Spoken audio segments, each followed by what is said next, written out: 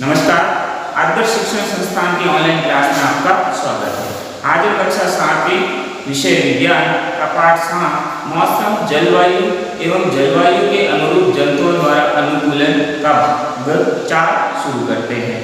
पिछले भाग 3 में हमने ध्रुवीय क्षेत्र के अनुकूलन और वहां रहने वाले जानवरों में क्या-क्या उस जलवायु के अनुरूप अनुकूलन होते हैं, वो उस वातावरण में रहने के लिए अपने आप को किस प्रकार ढालते हैं, इस बारे में पढ़ा था। आज हम देखेंगे उष्णकटिबंधीय वर्षावन वाले क्षेत्रों का वातावरण या वहाँ की परिस्थितियाँ कैसी होती हैं और वहाँ रहने वाले जानवरों में किस प्रकार के अनुकूलन होते हैं। तो आज हम शुरू करते हैं भाग 4 उष्णकटिबंधीय वर्षावन। तो उष्णकटिबंधीय वर्षावन जो है वो भूमध्य रेखा के आसपास स्थित होते हैं। तो हमें पता है कि भूमध्य रेखा पर सूर्य की किरणें सीधी पड़ती है, इसलिए वहां का क्षेत्र जो है वो गर्म होता है। तो यहाँ की जलवायु क्या होती है, गर्म होती है, मतलब यहाँ का तापमान ज्यादा होता है। यहाँ तापमान इतना ज्यादा होता है कि सर्दी के महीनों में, तेज सर्दियों में भी यहाँ का तापमान 15 डिग्री सेल्सियस से अधिक रहता है और गर्मियों में तो तापमान 40 डिग्री सेल्सियस से भी ऊपर पहुंच जाता है। यहाँ दिन और रात का समय जो है वो बराबर होता है, दिन और रात की लंबाई बराबर होती है और यहाँ वर्षा जो है वो प्रचुर मात्रा में होती है, भरपूर बारिश होती है। ठीक है। अब ये उष्णकटिबंधीय वर्षावन है वो भारत के पश्चिमी घाटों और असम में पाए जाते हैं और इनके अलावा ये दक्षिण पूर्वी एशिया, मध्य अमेरिका और मध्य अफ्रीका में भी उष्णकटिबंधीय वर्षावन पाए जाते हैं। अब उष्णकटिबंधीय वर्षावन में रहने वाले जानवर की बात करें तो यहाँ पर अनेक प्रकार के जानवर रहते हैं, जैसे बंदर, कपी मतलब एप्स, गुरिला, चीता, हाथी, तेंदुआ, छिपकली, सर्प, पक्षी और अनेक छोटे बड़े कीट यहाँ पर रहते हैं। हमने देखा कि उष्णकटिबंधीय वर्षावन वाले क्षेत्र में गर्म और आर्द्र जलवायु, तो गर्म और आर्द्र जलवायु में रहने वाले जंतुओं में किस प्रकार का अनुकूलन होता है। तो यहाँ की जलवायु गर्म और आर्द्र है, प्रचुर मात्रा में बारिश भी होती है, सूर्य का प्रकाश भी बराबर मिलता है, तो यहाँ पर जो है सघन जंगल पाए जाते हैं, वृक्षों की संख्या बहुत ही ज्यादा होती है।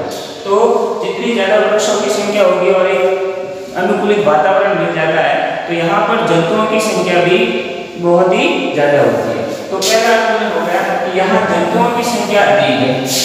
अब जंतुओं की संख्या ज्यादा है तो वहां पर जंतुओं के बीच में आपस में भोजन और रहने की जगह के लिए आपस में प्रतिस्पर्धा होती है। ठीक है।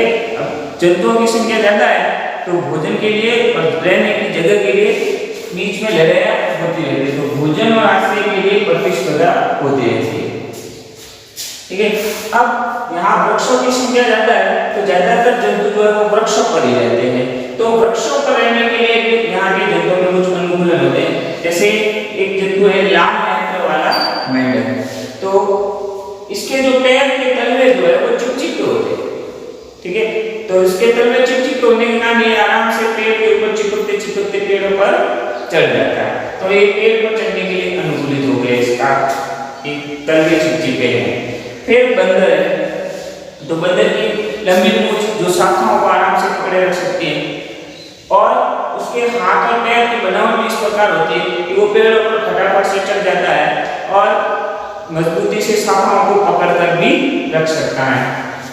ठीक है। एक है टुकन पक्षी। ठीक है।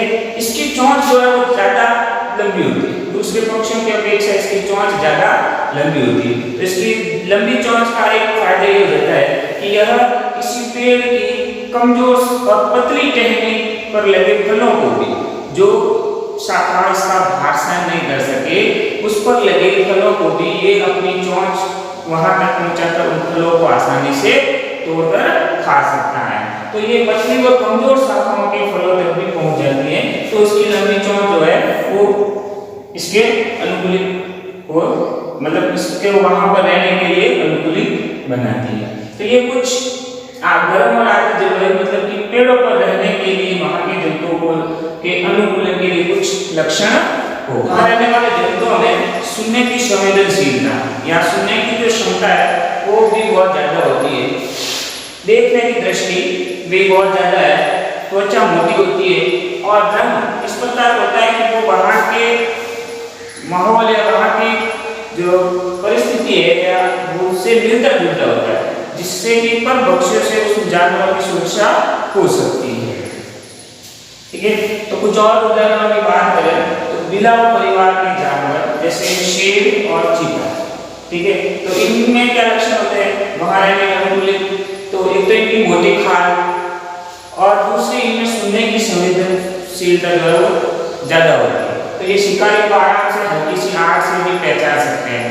ठीक है, और मोटी खाल के कारण अगर इन पे कोई हमला भी हो जाए तो नुकसान नहीं पहुंचता है।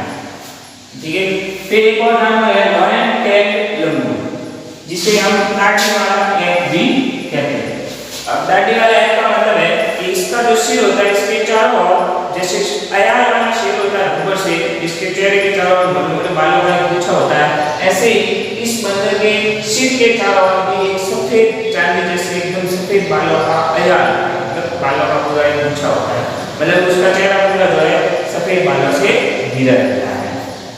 ठीक है, ये जो लंगूर है वो अधिकांश समय वृक्षों पर ही रहता है और वृक्ष पर लगने वाले फल, बीज, उनकी कोमल पत्तियां, पुष्प, कलियां या तने में रहने वाले छोटे मोटे कीड़े को खाता है।